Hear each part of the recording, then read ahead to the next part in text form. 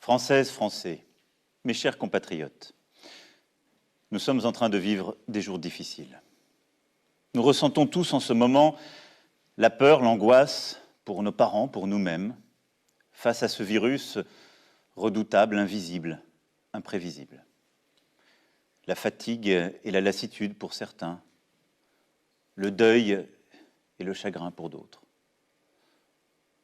Cette période est encore plus difficile à vivre lorsqu'on habite à plusieurs dans un appartement exigu, lorsqu'on ne dispose pas chez soi des moyens de communication nécessaires pour apprendre, se distraire, échanger. Encore plus difficile à vivre lorsque les tensions sont là, que les risques de violence dans la famille scandent le quotidien. Et chacun d'entre vous, dans ce que j'ai appelé cette troisième ligne, chacun d'entre vous, par votre civisme, en respectant les règles de confinement, grâce aussi à la vigilance de nos policiers et de nos gendarmes, vous avez fait que l'épidémie commence à marquer le pas. Les résultats sont là. Plusieurs régions ont pu être épargnées. Depuis quelques jours, les entrées en réanimation diminuent. L'espoir renaît. Nous devons donc poursuivre nos efforts et continuer d'appliquer les règles. Plus elles seront respectées, plus nous sauverons de vies. C'est pour cela que le confinement le plus strict doit encore se poursuivre jusqu'au lundi 11 mai. C'est durant cette période le seul moyen d'agir efficacement. C'est la condition pour ralentir encore davantage la propagation du virus, réussir à retrouver des places disponibles en réanimation et permettre à nos soignants de reconstituer leurs forces. Le lundi 11 mai ne sera possible que si nous continuons d'être civiques, responsables, de respecter les règles et que si la propagation du virus a effectivement continué à ralentir. Je mesure pleinement, en vous le disant, l'effort que je vous demande. Durant les 4 semaines à venir, les règles prévues par le gouvernement devront continuer d'être respectées. Elles sont en train de montrer leur efficacité et ne doivent être ni renforcées ni allégées, mais pleinement appliquées. Des couvre-feux ont été décidés là où c'était utile, mais il ne faut pas rajouter des interdits dans la journée.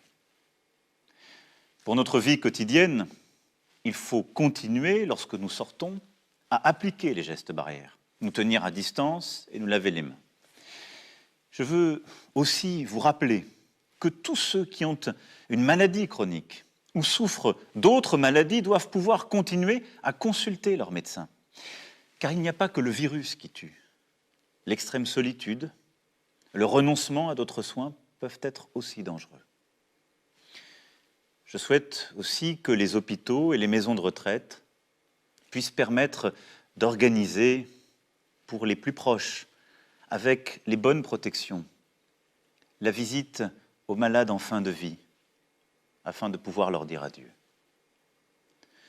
Durant cette phase de confinement, le pays continue à vivre, et heureusement. À partir du 11 mai, nous rouvrirons progressivement les crèches, les écoles, les collèges et les lycées. Le gouvernement, dans la concertation, aura à aménager des règles particulières, organiser différemment le temps et l'espace, bien protéger nos enseignants et nos enfants avec le matériel nécessaire. Pour les étudiants de l'enseignement supérieur, les cours ne reprendront pas physiquement jusqu'à l'été. Les lieux rassemblant du public, restaurants, cafés et hôtels, cinémas, théâtres, salles de spectacle et musées resteront en revanche fermés à ce stade. Les grands festivals et événements avec un public nombreux ne pourront se tenir au moins jusqu'à mi-juillet prochain. La situation sera collectivement évaluée à partir de mi-mai, chaque semaine, pour adapter les choses et vous donner de la visibilité. L'utilisation la plus large possible des tests et la détection est une arme privilégiée pour sortir au bon moment du confinement. D'ici là, et dans les prochaines semaines, nous allons continuer d'augmenter le nombre de tests faits chaque jour.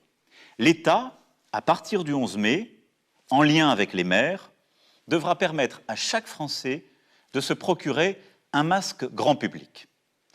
Pour les professions les plus exposées et pour certaines situations comme dans les transports en commun, son usage pourra devenir systématique. Notre pays investira encore plus massivement dans la recherche. Et je porterai dans les prochains jours une initiative avec nombre de nos partenaires en votre nom pour accélérer les travaux en cours.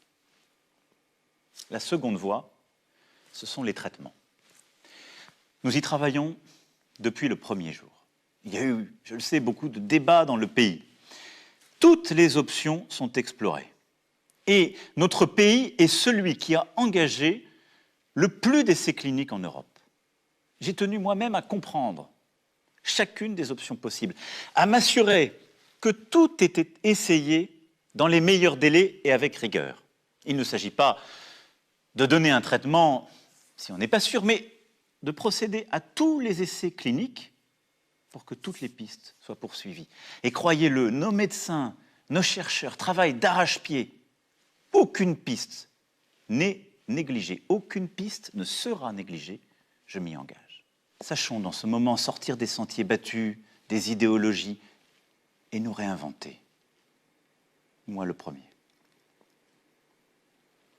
Il y a dans cette crise une chance. Nous ressouder, éprouver notre humanité, bâtir un autre projet dans la concorde. Un projet français, une raison de vivre ensemble, profonde. Dans les prochaines semaines, avec toutes les composantes de notre nation, je tâcherai de dessiner ce chemin qui rend cela possible. Mes chers compatriotes, nous aurons des jours meilleurs et nous retrouverons les jours heureux, j'en ai la conviction. Et les vertus qui aujourd'hui nous permettent de tenir seront celles qui nous aideront à bâtir l'avenir. Notre solidarité, notre confiance, notre volonté. Alors prenez soin de vous, prenons soin les uns des autres et nous tiendrons. Vive la République, vive la France.